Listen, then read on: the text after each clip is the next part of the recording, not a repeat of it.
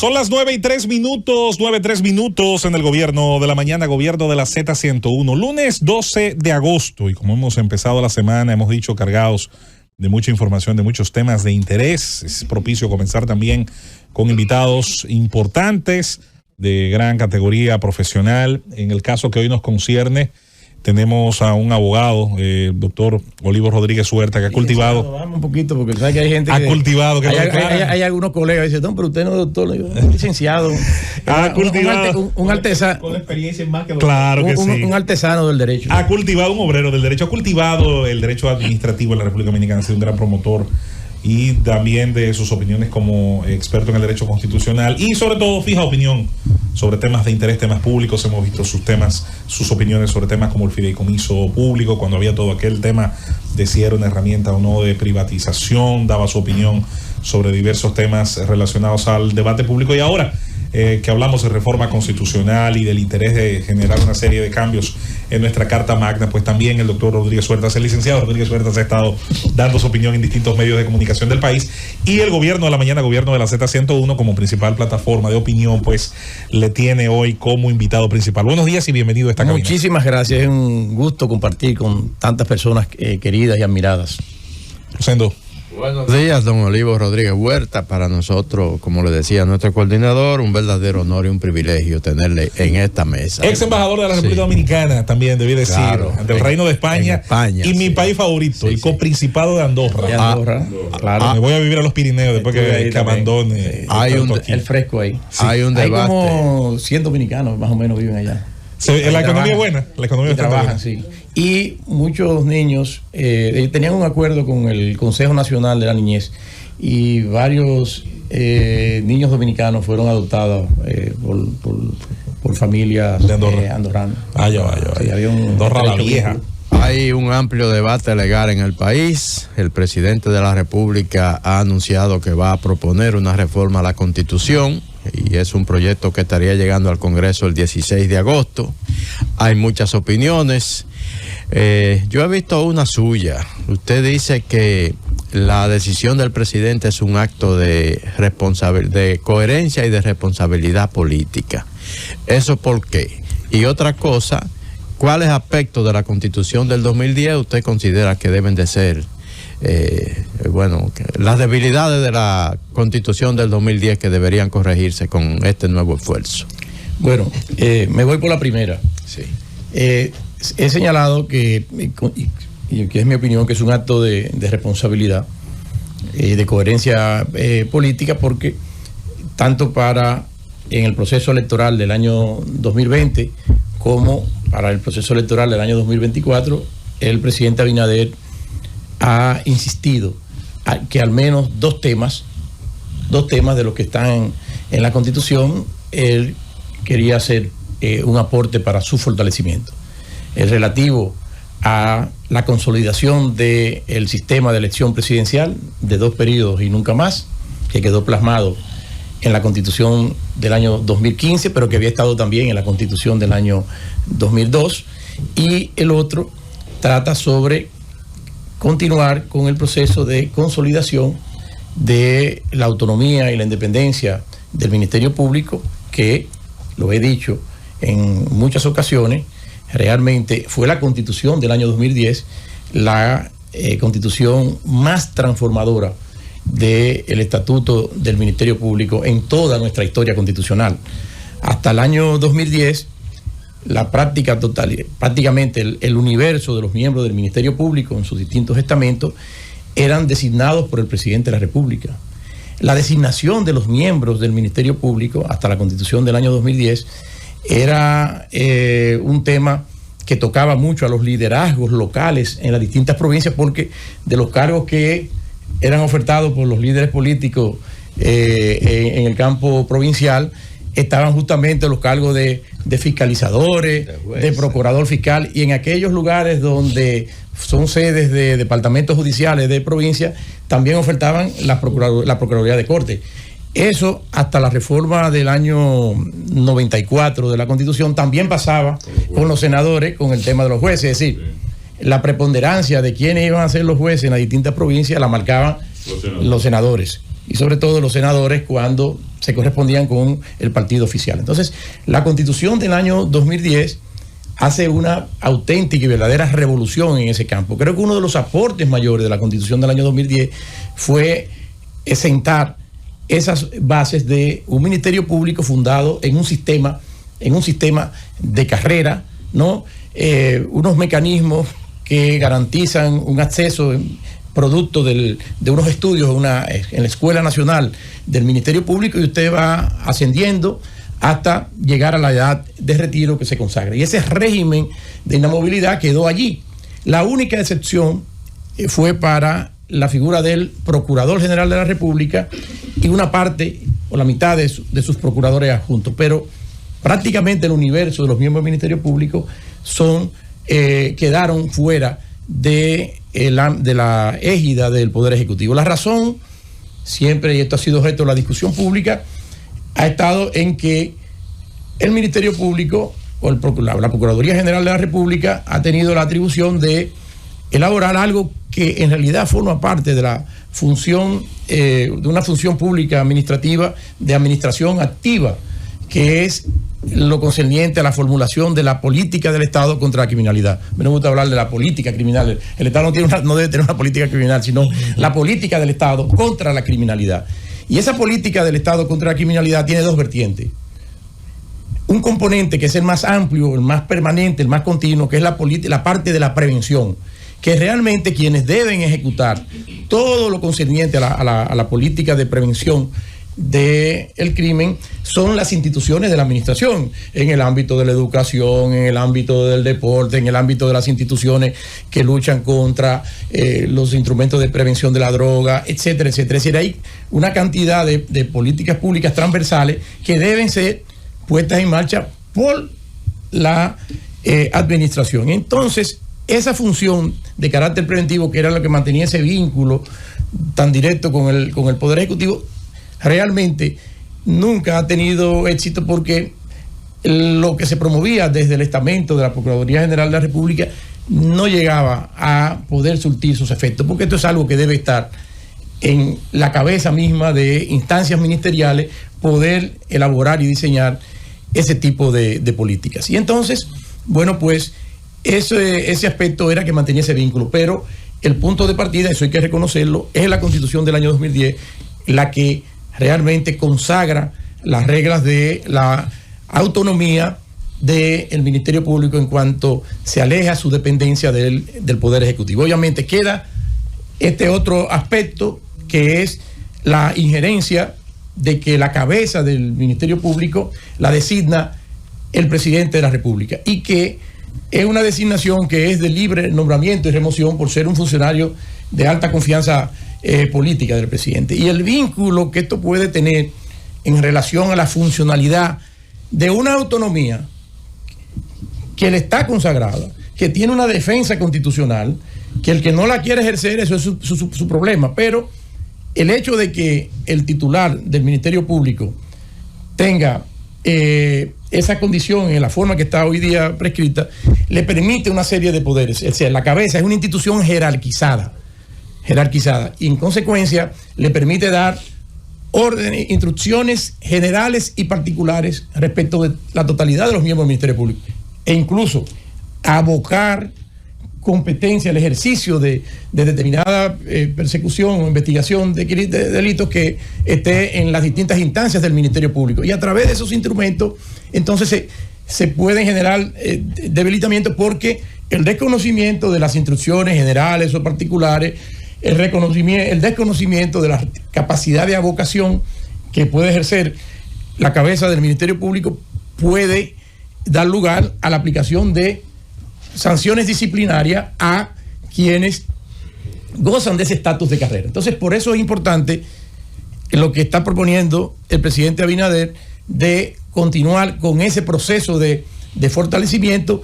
dando una inamovilidad durante un periodo a la persona que es designada, y en la nueva propuesta se quitaría la denominación de procurador, después podemos hablar de eso, del fiscal general del Estado. Y esta inamovilidad viene también acompañada de otros instrumentos, dos muy importantes. Uno, Por un lado, desde el punto de vista de las condiciones, es decir, las exigencias de quién puede ser nominado para ser designado como Procurador General de la República o Fiscal General del Estado, como cabeza del Ministerio Público. Está sujeto a unos requisitos constitucionales. Y el otro es que se establece en la propuesta, hay distintas formas. El profesor Eduardo Jorge Prat, una autoridad sin duda del derecho constitucional nuestro, proponía una fórmula. Y pueden haber múltiples fórmulas, pero a mí me parece interesante también la fórmula que está sugerida en la propuesta de reforma, al margen de lo que el Congreso y la Asamblea en su deliberación resulte, porque debe producirse un proceso de deliberación y debe haber sus instancias y sus mecanismos participativos en el curso de la Asamblea. Pero esta fórmula lo que viene es a consagrar nuevos instrumentos de frenos y contrapesos en el tema, en el que van a coparticipar los tres poderes del Estado en la designación de quién ha de ser ese Procurador General, esa cabeza del Ministerio Público por el periodo constitucional. Porque allí en el Consejo de la Magistratura están representantes del Poder Legislativo, hay 4 representantes del Poder Legislativo, hay 2 representantes del Poder Judicial y el Presidente de la República. Me dirán, bueno, pero es que casi siempre el presidente controla el Consejo Nacional de la Magistratura. Esa no debe ser la visión. Pero además yo siempre me gusta recordar que el primer Consejo Nacional de la Magistratura, en el año 97, que dio lugar a la llamada primera ola de reformas judiciales, el presidente Leonel Fernández estaba en la absoluta minoría, era él solo. Es más, la persona que el presidente Fernández quería como presidente de la Suprema Corte de Justicia era el doctor Bernardo Fernández Pichardo. El doctor Jorge Subero Isa fue presidente de la Suprema Corte de Justicia, producto de un pacto político entre el doctor Peña Gómez y el presidente Joaquín Balaguer. ¿Por qué? Porque los 4 miembros del Congreso, eran del PRD y del Partido Reformista. Y de la Suprema Corte de Justicia, al menos uno era una persona extraordinariamente vinculado también al presidente Balaguer, que era don Néstor Contín Aybar, ¿no? De manera que en el tiempo lo que hemos visto es que hay cambios y mayorías. Y me parece que en ese sentido que la propuesta, para cerrar tu pregunta, se inscribe dentro de eso. Es algo que hay que reconocer. El presidente Abinader hizo de eso una oferta de campaña y le sería políticamente imperdonable que él, teniendo las mayorías, habiendo su partido tenido una mayoría prácticamente sin precedentes en el Congreso, salga con otra cosa. Y por eso he dicho también, el presidente Abinader, con esta reforma, que para mí es una reforma inobjetable, que debiera tener el consenso de todos los partidos, el presidente Abinader es el que más tiene que perder si esto sale mal. El presidente Abinader se está jugando su prestigio personal. No solamente porque lo haya dicho aquí en el plano interno, lo va a anunciar ante casi 19 dignatarios a nivel internacional, en su discurso de toma de posesión, venir y que el Congreso, porque las mayorías, y que nosotros cambiamos, eso sería la destrucción del prestigio del presidente de la República. Entonces, yo creo que los propósitos se inscriben dentro de cuestiones que son para mí razonables. No siendo un tigre, siempre hace una pregunta para que entonces viene. Pero mira, los constitucionalistas cada día se me parecen más a los economistas. Claro. Increíble. Olivo, ¿hay alguna cosita? De los 6 meses, prediciendo cómo van a pasar las cosas y nosotros y donde dije. No, pero también hay un dicho, mira, cuando se discutía la reforma. No, pero déjame hacerte la pregunta, mi amor, espérate. Es que decía, yo utilizaba una expresión de un gran constitucionalista español, don Pedro Bebé, dice: los constitucionalistas tratan temas, pero no abordan problemas. Entonces, nosotros, los administrativistas, decimos que nosotros somos el derecho constitucional llevado a la práctica. Porque nosotros no nos ocupamos de la teorización, sino de la materialización de la Constitución. Claro, sobre todo.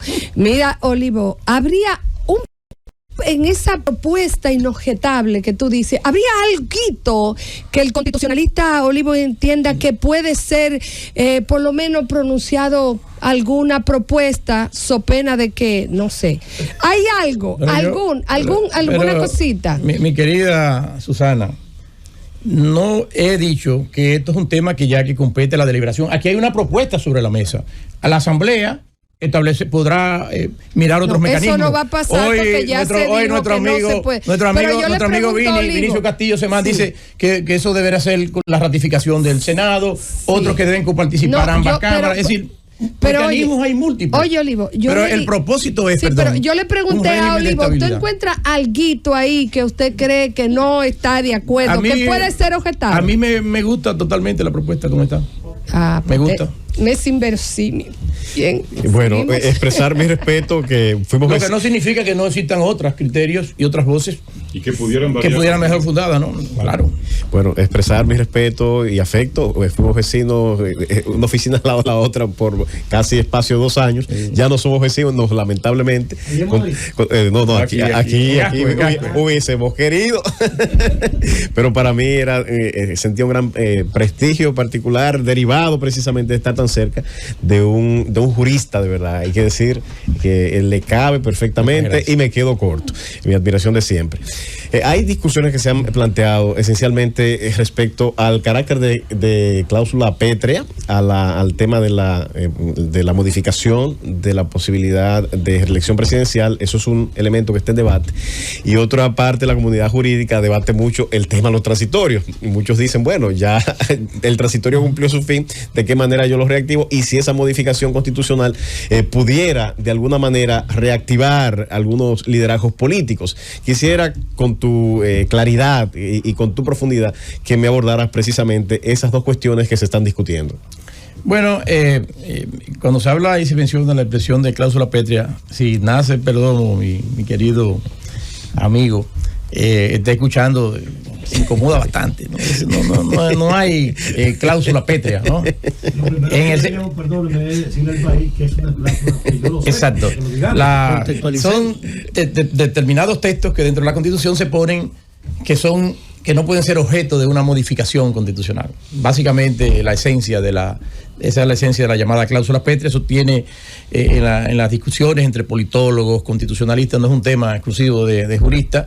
Genera sus críticas porque se dice que no se puede comprometer a las generaciones futuras con carácter permanente, dado que la sociedad se mueve, la sociedad es cambiante, y que en consecuencia cuando tú pones un cinturón, eso lo que podría eventualmente es desencadenar que haya que solucionar asuntos que a través del proceso político y jurídico pudieran ser resueltos. Hay que resolverlo a tiro limpio en un proceso revolucionario que cambie las estructuras del sistema y haga renacer de nuevo y fundar el Estado sobre nuevas bases. Entonces, esa es una crítica que se dirige. En el caso, sin embargo, cuando se utiliza ese criterio para señalar que no podemos amarrar a las futuras generaciones para siempre con este tema, me parece que el régimen presidencial no es el mejor, porque no es un sistema donde te está diciendo, mire, usted es presidente una sola vez y ya. Es un sistema donde te está diciendo, mire, usted puede ser presidente 2 veces, pero, o sea, nosotros vivimos y la Constitución proclama que es un Estado democrático. Claro. Y el valor democracia, la cláusula constitucional democrática, el principio democrático, conlleva, entre otras cosas, no solamente las maneras de acceder al ejercicio del poder a través del voto popular, sino también sentar las bases de una alternabilidad. Claro. Que no es una alternabilidad solamente entre partidos, ni impuesta, que un partido y otro, sino que también los liderazgos a lo interno de cada uno de los partidos también puedan participar de ese proceso político a través de postularse para estos cargos. Es un mecanismo también que lo que procura es incentivar. Hablamos con motivo del tema de lo que se consideraba una baja participación en el proceso electoral pasado, se hablaba de cómo se está produciendo una falta de interés. Y creo que en parte esa falta de interés está motivada porque muchos jóvenes no se sienten alentados a participar activamente en política, porque una vez en política, bueno, las estructuras con las que funcionan las instituciones tradicionales, los partidos y movimientos políticos en el sistema, bueno, pues no es fácil ese proceso de ascenso y ese proceso de movilidad en términos de candidaturas políticas. El proceso político nuestro pos la caída de la tiranía trujillista, demuestra que muy pocas caras a lo largo de esos 60 años han llegado a ser presidente de la República. Entonces yo creo que esta fórmula de 2 periodos y nunca más, consagrarla no va a ser una fuente de inestabilidad alguna, porque eso sería decir que la República Dominicana, todo este proceso de avance institucional que hemos tenido sin duda a partir de la lucha contra la tiranía trujillista, como que esto no ha servido de nada. La República Dominicana ha avanzado y cada día más hay más personas, más individuos que están en mejores condiciones, mejores formados para asumir los retos desde la vida pública, desde el servicio público. En consecuencia, no me parece que podría invocarse ese tema. Entonces, ¿por qué la idea de ponerlo agregar en ese artículo de la Constitución sobre aspectos inmodificables del mismo? En primer lugar, por una razón. Cuando se señala que no podrá versar sobre ninguna modificación sobre el régimen presidencial establecido de dos periodos y nunca más, por un lado, esto podemos verlo de otra perspectiva, que ya estaba incluida en la misma cláusula pétrea, pero no estaba desgranada así.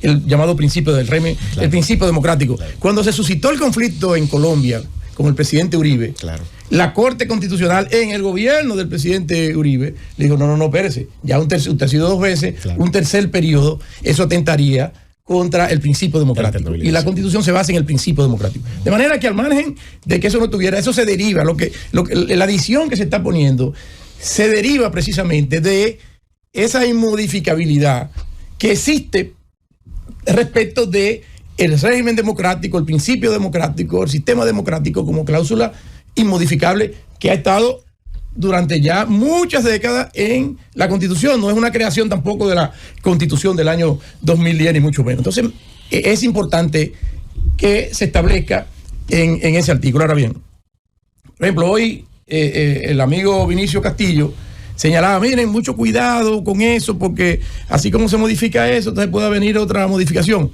Yo quiero recordarle a mi amigo Vini que la sutileza que tiene este tema como garantía frente de lo que se busca, ¿no?, para garantizar permanentemente la alternabilidad, para que esto, que ha sido una fuente de inestabilidad, de las 30 y tantas largas reformas que se han hecho, la mayoría de ellas versan sobre el sistema presidencial. Recientemente el profesor Frederico Espinal ha puesto en circulación una nueva edición de su obra Constitucionalismo y Procesos Políticos en la República Dominicana, donde se aborda ampliamente este tema. Fue su tesis doctoral en Estados Unidos, pero ya se adaptó hasta llegar a la reforma del año 2015, donde justamente podemos ver todos esos fundamentos que han servido, y ha sido un tema recurrente y permanente ese asunto. Ahora bien, ¿cuál es la sutileza de incorporarlo en ese artículo? Bueno, que todo proceso de reforma se inicia con una ley que declara la necesidad de la reforma. Y esa ley que declara la necesidad de la reforma tiene que respetar el principio de jerarquía constitucional. Es decir, esa ley no puede venir a referirse a un aspecto que la propia Constitución dice que es inmodificable. Y en consecuencia, una ley en ese sentido, claro, obviamente traería la intervención del Tribunal Constitucional, que tiene que imponer la vigencia de la Constitución. Y por ello creo que esa fórmula es importante. Me luce que es una fórmula idónea, y si tú la ves acompañada de la otra propuesta en las disposiciones generales, que señala que es una especie de cláusula o principio ético dentro de la Constitución, se puso en el régimen de la administración pública por el tema de la compensación, de que ningún funcionario puede estar aprobando cosas que vayan a beneficiarse dentro de su propio periodo, sino para el periodo constitucional siguiente. Bueno, pues se está estableciendo también, en todo caso, como un segundo seguro, el hecho de que ninguna reforma que se haga para funcionarios electos y se articula de manera general podrá beneficiar a los funcionarios de ese periodo para el periodo constitucional siguiente. Entonces son 2 niveles de protección que están dentro de esta propuesta, que fue propuesta de campaña del hoy presidente en el 19 y fue propuesta de campaña del presidente para la elección que le permitió su reelección. Y yo quiero decir algo para cerrar con ese punto, y es que este tema tenemos que verlo en clave de la historia reciente. Claro. De la historia reciente. En términos relativos, porque hay que verlo, mezclarlo con la Constitución del 2002, que estableció ese régimen, claro. La Constitución del 2010, que descompone ese régimen y establece uno que no permite la reelección consecutiva, pero que sí permite a la persona que sea presidente mantenerse en la vida pública mientras esté en condiciones óptimas, en sus capacidades intelectuales para el ejercicio del poder, la posibilidad de poder volver. Y digo que hay que mirarlo también en clave histórica con la reforma constitucional del año 2015. ¿Qué hizo la reforma constitucional del año 2015? Volver a la Constitución del 2002. ¿Qué hizo la Constitución del 2015?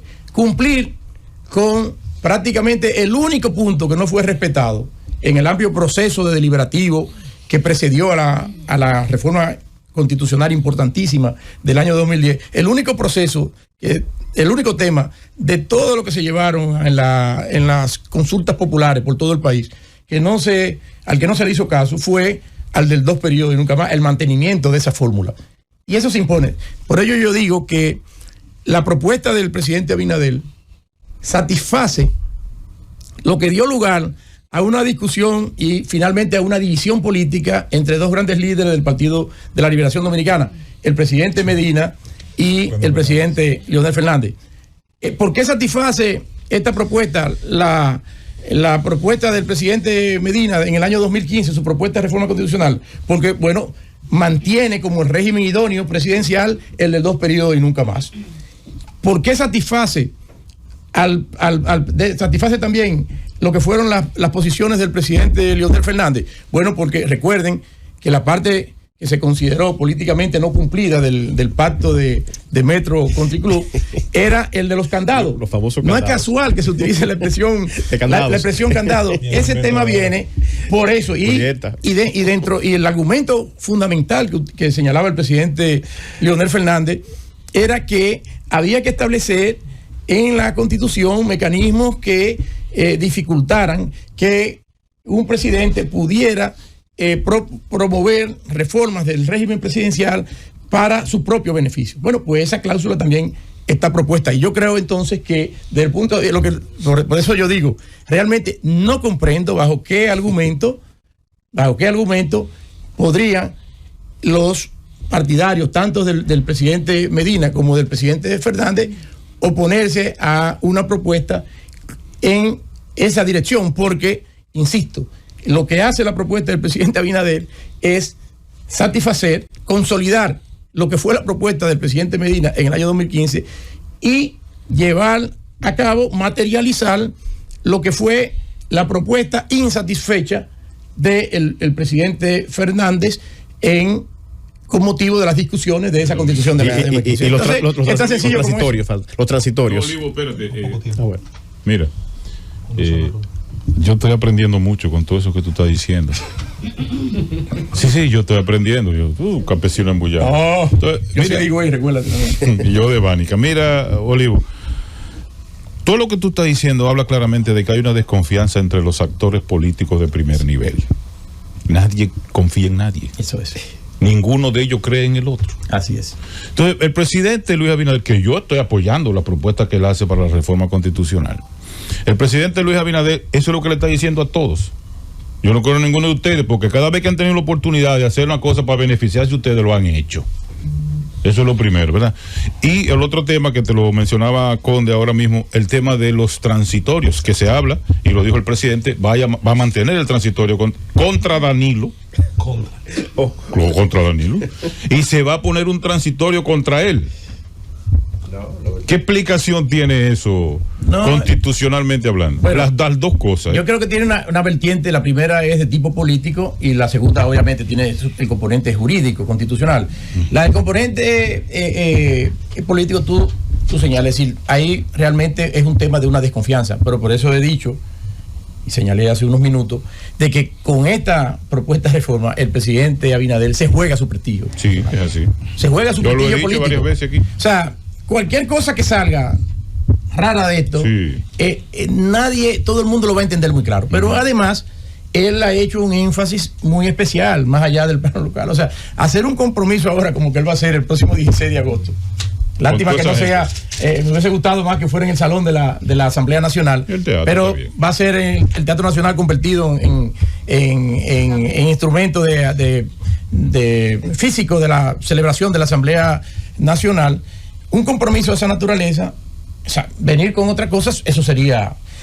Lo segundo, el tema de los transitorios es una manifestación clara también de dos cosas. Una, ustedes lo recuerdan, yo estuve con la insistencia porque me correspondió estar ahí como tú sabes, en el proceso de la discusión de la formulación desde la idea de la reforma constitucional del año 2015. Del año 2015. Yo estaba ahí, y recuerdo cuando el presidente Medina fue el que le propuso a mi gran amigo ya fallecido, que en paz descanse, Reinaldo Pared Pérez, diciéndole, o sea, que pusiera el texto como figura ahí en la Constitución. Era como una clara manifestación de que no se iban a utilizar subterfugio en el sentido de que, bueno, este régimen va a ser así, pero a partir del periodo que se escoja conforme a esa Constitución, es decir, a partir del año 2016. Es decir, que entonces en esa situación podría continuar 8 años, pero a partir del año 2016. Entonces, por eso el presidente Medina insiste en que se redacte ese texto, que solamente le falta poner literalmente su nombre. Sí. Eso mismo ha hecho ahora el presidente Abinader. Para que no se tenga duda, y porque ya amigos muy conocedores, mucho más que yo soy un simple artesano del derecho, que conocen el derecho constitucional a cabalidad, ya algunos han dicho, no, eso es un truco, porque es a partir de esta reforma entonces que se debe computar el periodo de los 2 periodos y nunca más para el presidente Abinader, y no para el periodo que ya transcurre el próximo viernes. Entonces, para que no quede ningún lugar a ninguna duda, entonces se hace contar esa manifestación expresa. Creo que es otra muestra de seriedad y de sinceridad de lo que se busca y de lo que se quiere con esa reforma. Plasmar algo que surgió como una idea, que surgió como una propuesta de campaña, y que yo creo que sobre todo todas las nuevas generaciones de políticos deben apoyar, porque es una reforma que va a consolidar de cara al futuro y va a incentivar la participación política, y que va a permitir que nuevas caras puedan acceder al ejercicio del poder. En el recordatorio de que en el intermedio del primer periodo hay que gobernar bien el primer periodo para poder pasar la nota hacia ese segundo periodo y ganarse, de manera que no todos tendrán la suerte de poder cruzar el charco, ¿no? del primer periodo. De manera que lo veo como una muestra, aparte del tema jurídico, para evitar total discusión, lo veo y que se inscribe como un refuerzo adicional del compromiso con el tema, y de que no se pueda pensar bajo ningún concepto de que es otro truco. Profesor Rodríguez, la verdad que interesante su participación, sobre todo y a propósito de este debate constitucional. ¿Pudiera decirse, profesor, que el elemento de una cláusula pretoria se está utilizando como un método alterno a no poder la reforma consignar y adecuar el tema del régimen de mayorías a la hora del quórum? ¿Perdón? So pena. Dice Perdón que no en la reforma se habla de una cláusula pretoria y sobre todo pétrea. Los no es pretoriana.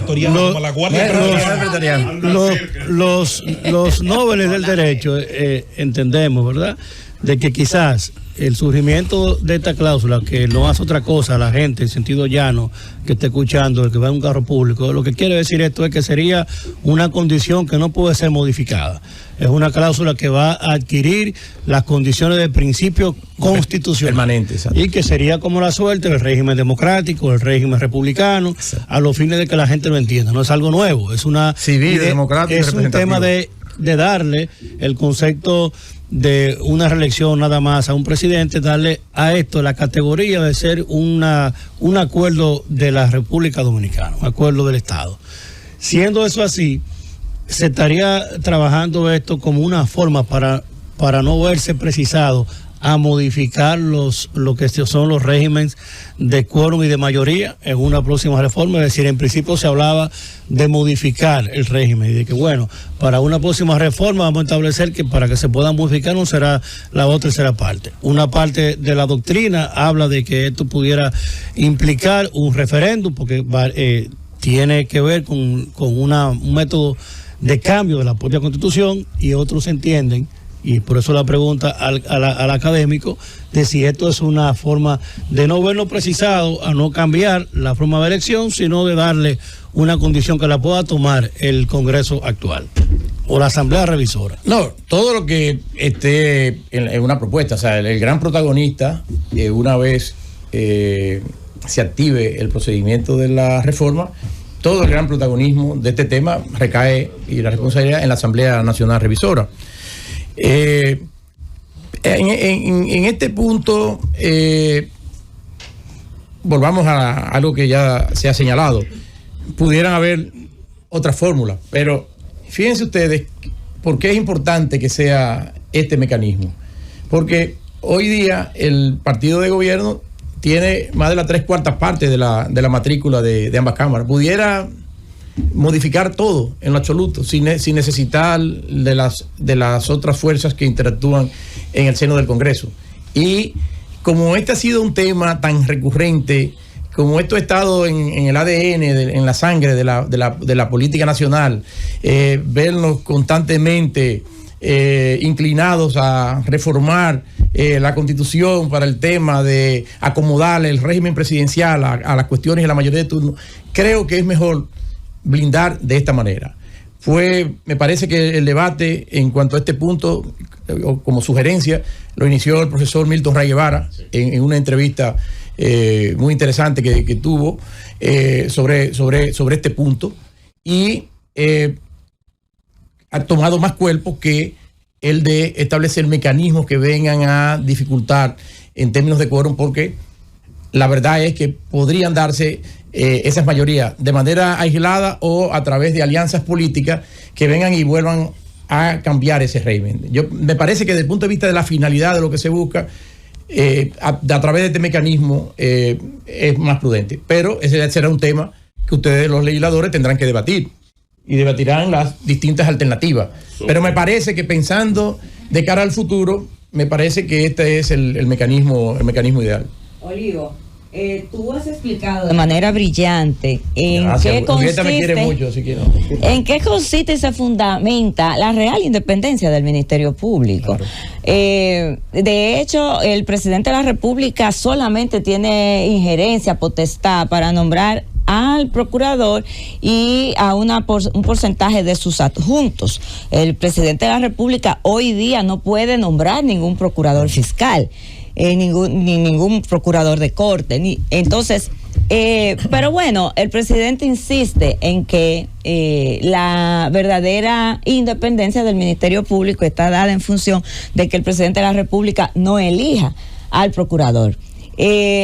Partiendo de esa premisa, tú dijiste que estás muy de acuerdo con lo que plantea el planteamiento del presidente, y tú no crees que sería entonces más independiente si esa terna no surge del propio presidente de la República, sino, por ejemplo, del Ministerio Público, porque lo que está planteando el presidente es que el presidente de la República es quien va a presentar la terna para que sea conocida en el Consejo. ¿No sería entonces como más coherente con esa visión del presidente que esa terna se conforme dentro del Ministerio Público por fiscales de carrera?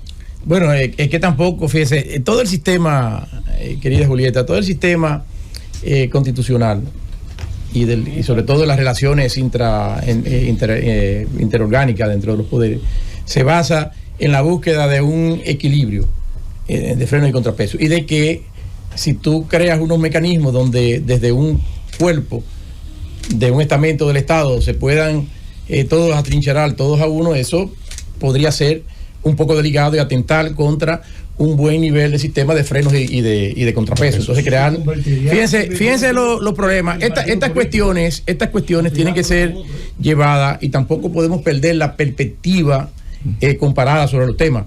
En Guatemala, esos extremos respecto de estructurar un ministerio público totalmente aislado del resto de las instituciones, por un poco crea una crisis constitucional. Es decir, quiso impedir que una persona fuera candidato presidencial.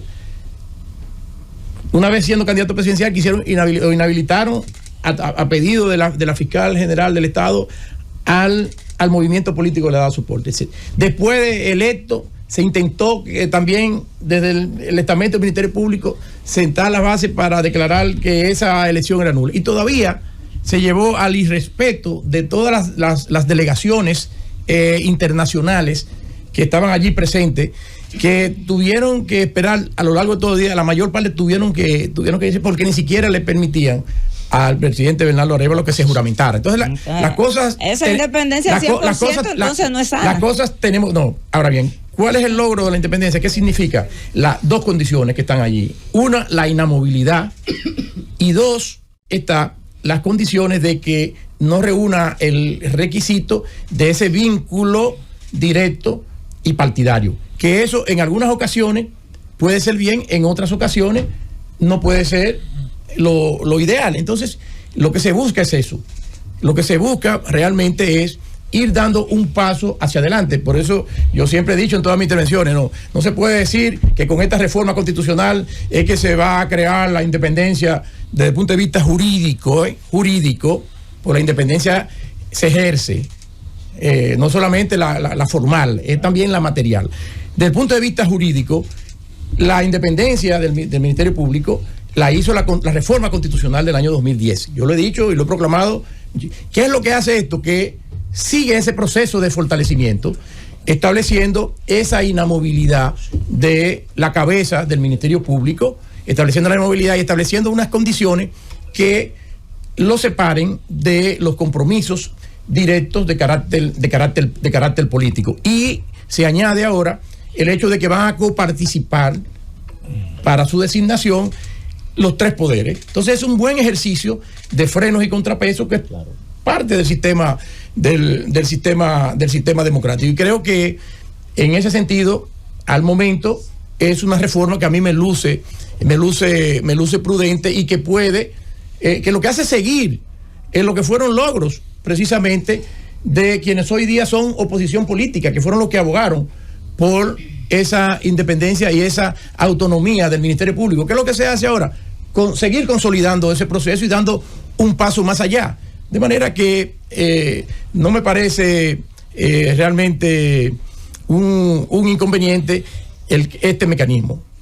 Otro detalle debo decir, que esa es una regla, eso toca mucho a lo que a mí me gusta un poquito como artesano del derecho de la administración pública, y es ¿qué significa una propuesta de candidatura a otro órgano? Eso no vincula al órgano que ha de adoptar la decisión. Es totalmente libre para decir, mire, ese candidato por razones tanto de legalidad, en este caso de constitucionalidad sería, porque el requisito está establecido en la Constitución, como por razones de oportunidad, mérito o conveniencia. Ese consejo le puede decir, ejerciendo sus funciones adecuadamente, decir, esa terna o esa propuesta no la aceptamos. Y se produce un mecanismo que obliga entonces a presentar nuevos candidatos. Eso es así, es decir, no está vinculado, porque no es una mera ratificación formal. No. Si no reúnen los requisitos o se considera que no tienen, reuniendo los requisitos, no tiene el mérito o la idoneidad personal porque es una persona que no tenga el carácter o no tenga tal o cual condición, el órgano que tiene que hacer la designación puede decir que no y no aceptarla y devolverle esa propuesta en este caso de cabeza del Ministerio Público, devolvérselo al presidente y tiene el presidente que buscar otro candidato. Esa es una dinámica que genera una buena práctica política. Bueno, estamos en esta conversación con él. Lo lindo que él se ríe. No, me río por Susana. No me estoy diciendo, no, porque quiero aclararlo. Te ríes por mí. No, porque Susana muestra el cartelón del Sopena, entonces eso me da. Tranquilo. Recuerden, pero el presidente Abinader va a ser presidente hasta el 2028 y esta disposición va a trascender en el tiempo. Eso es lo que tenemos que ver. Abogado, esta conversación ha sido muy profunda y hay a mucha gente que se le funde el cerebro cuando entra en situaciones como esas, y debemos hacérsela sobre todo al público lo más llana posible. Imaginemos el escenario de ese Ministerio Público independiente, poniéndola, por ejemplo, como situaciones como se han dado en Brasil, situaciones como se han dado en Colombia, enfrentamientos entre el Poder Ejecutivo y ese supuesto Ministerio Público independiente. ¿Cómo sería el escenario del futuro cuando nosotros estamos viendo que a un Ministerio Público se le están cayendo casos de corrupción que se supone que estaban sumamente blindados y que todos esperábamos una sentencia y que no aparecen los culpables, pero tampoco aparece el dinero, pero tampoco aparecen los sobornados? O sea, retráteme ese Ministerio Público en el futuro y esos casos. Mire, la división de poderes, el reparto de competencias públicas tiene un norte específico, que es la garantía de la libertad. Es una lucha permanente contra el posible ejercicio arbitrario de las atribuciones que le sean conferidas a un determinado estamento del poder. Hay una dinámica en el ámbito judicial. El papel de acusar le corresponde al Ministerio Público y el papel de ser garante del respeto de los derechos fundamentales y de determinar si en los casos sometidos se cumplen o no con las condiciones que ameritan la aplicación de una condena son los jueces, y son funciones que están separadas y deben ser. La esencia y lo básico es la motivación, es decir, es la exteriorización de las razones, no ya ese viejo sistema de, bueno, yo te condeno porque yo tengo la íntima convicción de que usted es un ladrón o que usted es un defalcador de los recursos públicos. No es por íntima convicción, porque yo creo que fulanito es realmente un bandido, un sinvergüenza, o que es un transgresor de tal o cual ley penal. No es esa la base dentro de un esquema de un Estado social y democrático de derecho sobre la que nos basamos. Así como el Ministerio Público acusa, hay unos jueces que juzgan. Y esa es la dinámica del sistema democrático y esa es la dinámica de la garantía de los derechos de los ciudadanos que se vean afectados. Y al final, dentro de un esquema de sociedad civilizada, hay que respetar lo que dicen como última palabra los tribunales. Excepto a partir de la reforma del año 2010, también se establecieron mecanismos adicionales y en determinadas circunstancias, decisiones que adquieren la autoridad de la cosa irrevocablemente juzgada en el ámbito judicial pueden ser objeto de un recurso de revisión ante el Tribunal Constitucional. El Tribunal Constitucional nuestro ha anulado también muchas sentencias en las que personas se han visto afectadas, incluso en el campo penal, con sentencias que son confirmadas en sede judicial, pero en el que hay un abandono total de la motivación, de las razones, y en muchas ocasiones el Tribunal Constitucional ha dicho, mire, eso es nulo y entren a valorar de nuevo esa situación porque hay que indicarme las razones. No es sí porque sí. Entonces, creo que es una dinámica que se debe producir. Pero lo que tú señalas, Niurka, hay un tema importante, que justamente por eso yo hacía el comentario de la experiencia que se vivió en Guatemala con el presidente Bernardo Arévalo, de que una independencia, una autonomía en el ejercicio de la función del Ministerio Público no vaya a ser vista o vaya a desbordar en situaciones que pongan en peligro el funcionamiento y la estabilidad de las instituciones, y que como cuerpo pueda ser utilizado para desmeritar el proceso político. Todos debemos luchar contra cualquier manera que deforme lo que es el correcto funcionamiento de las instituciones. Para ser pasible de una imputación, de una acusación penal, hay todo un sistema de garantías. Es decir, no es de cualquier manera que se puede incorporar una prueba, no es de cualquier manera que se puede producir una acusación. Es decir, no es de cualquier manera que un juez, al valorar la acusación, va a determinar que sí. Hay cantidad de veces que los jueces agarran y dicen, miren, todas esas pruebas te excluye, estos hechos no, etcétera, y se limpia en la etapa intermedia del proceso y después viene el juicio de fondo. Es decir, todo el sistema está orquestado con una serie de garantías que lo que debemos procurar es que se mantenga su vigencia. Pero lo que hay que buscar es siempre una búsqueda de equilibrio entre los objetivos que se persiguen al momento de poner en marcha el funcionamiento del Estado y de lo que significa el Estado para la vida social. Y en el caso de Guatemala, decir que era un suprapoder que había por la CICIG, que era el centro de investigación que manejaba incluso la internacional por encima de la propia constitución prácticamente de Guatemala. Solamente una pregunta: ¿favorece la unificación de las elecciones y la reducción de los diputados y a qué número? Mire, como ciudadano yo le podría decir que el tema de la cantidad de diputados es un tema, pero es un tema evidentemente muy político, no, porque he visto incluso cuando el presidente hizo la presentación en la semanal de lo que es su anteproyecto al día de hoy de reforma constitucional, alguien sacó una pregunta, él no sabía, dejó un comentario, bueno, pero hay otras voces dentro de su partido que han dicho que no, y él dice, creo que por ahí fue el que vino el del Sopena o algo así. Entonces, él dijo todos los miembros de la asamblea. Exacto. Él no se refirió a bueno, que yo recuerdo bien la televisión. Pero yo recuerdo. Muy bien. Entonces, el asunto ese es un asunto que realmente hay que mirar. Nosotros somos un país pequeño, pero no verlo. A mí no me gusta la visión con que se ha expuesto el tema desde el punto de vista economicista, es decir, de que cuánto se vamos a economizar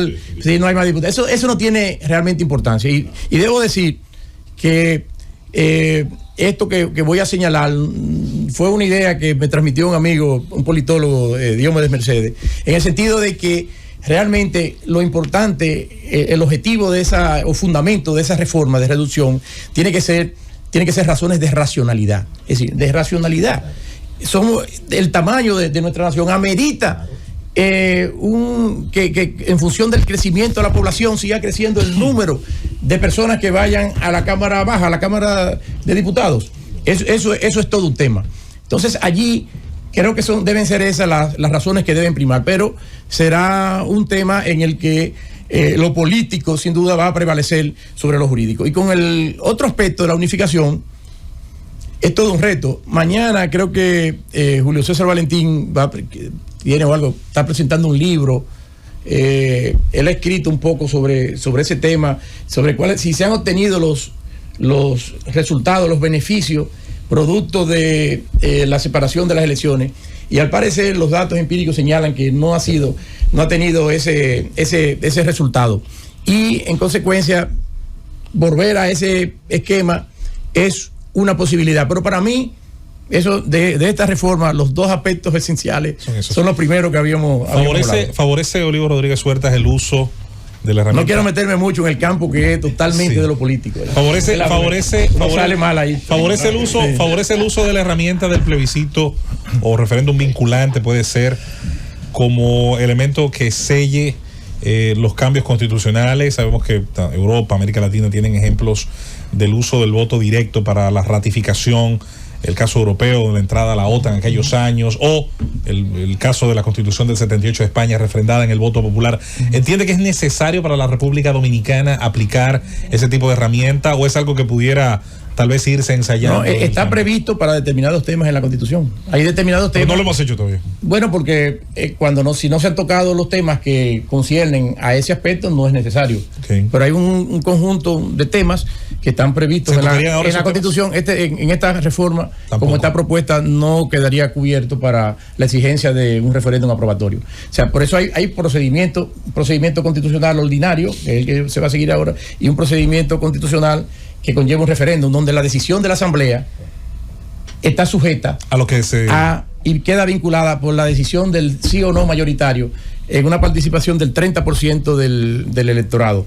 Interesante. Pero eso es para determinados temas. Este caso no. Ahí está. Queremos agradecer la presencia de Olivo Rodríguez Huertas. Ha contestado en detalle las preguntas de nuestros compañeros. Es un tema interesante. Pero veo que mi hermana Susana está como un poco... Todavía queda mucho por hablar. Es una estrella. Y por debatir. Lo importante aquí, Olivo, es que las partes interesadas propongan, eso es clave. Claro, y, Si no, y debe venir un, no gran, puede ir un gran debate en el seno de la Asamblea. No se nos puede ir este tren, no se nos puede ir este tren. Bueno, concluimos sí, señor, la participación de nuestro invitado, Olivo Rodríguez. Muchas gracias, es un honor siempre venir por al aquí. gobierno. Y me saludo a don Bienvenido. Claro que sí, está en sintonía. Vámonos a la pausa, venimos con más, tenemos más contenido, más invitados en el gobierno de la mañana. Llévatelo,